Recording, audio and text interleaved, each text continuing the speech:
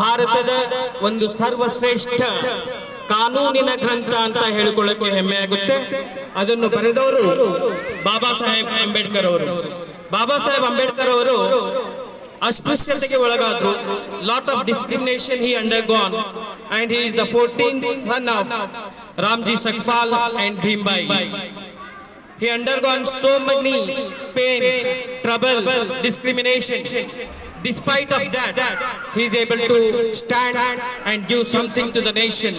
That the contribution what he has given to the nation is ever memorable, and entire India today it is running on the contribution of Dr. B.R. Ambedkar. That is our great constitution.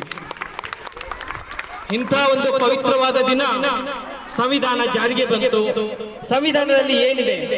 There are three important pillars of constitution: ಕಾರ್ಯಾಂಗ, ಶಾಸಕಾಂಗ ಮತ್ತು ನ್ಯಾಯಾಂಗ. Legislative, executive and judiciary. These three parts play a vital role in forming the constitution. The constitution has been written and followed by every Indian. Reason is it talks about what to do, how to do, and if there are any deviation during the execution of whatever the laws we formed, that has been taken care by the judiciary. These are the three important components of the constitution. ಸಂವಿಧಾನ ಎಂಬುದು ಬಹಳ ಮುಖ್ಯವಾಗುತ್ತೆ. ಏಕೆ ಸಂವಿಧಾನ ಬೇಕು ನಮಗೆ? ಬೋಟ್ನಲ್ಲಿ ಹೋಗಿ ಕೂಡ್ತೀರಾ, ನಾವಿಕ ನಿಲ್ಲದ ನವಿ ಏನಂತಾರೆ ಹಡಗು, ನಾವಿಕ ನಿಲ್ಲದ ಹಡಗು ಯಾವ ಡೈರೆಕ್ಷನ್ ಅಲ್ಲೂ ಮುಂದೆ ಹೋಗೋಕ್ಕಾಗೋದಿಲ್ಲ. If it moves, it will go and move into a wrong direction. It may dip also. So the boat needs the driver. The same way, in order to take our India into the right direction, bringing the liberty, equality, all these things has been given by the Constitution of India. We should be grateful to the person who wrote this Constitution for India, that is Dr. B.R. Ambedkar. That means today we are here and the Constitution brought into effect from January 26, 1950. As I said, Ambedkar is the person who took lot of pains, discrimination. That is the reason why it made him to wake up and let us bring the equality amongst all the citizens of India. That is where he brought into the concept of reservation. The reservation is not for the entire lifetime. He has written the reservation, he brought it only for the certain communities. Reason is to bring the equality.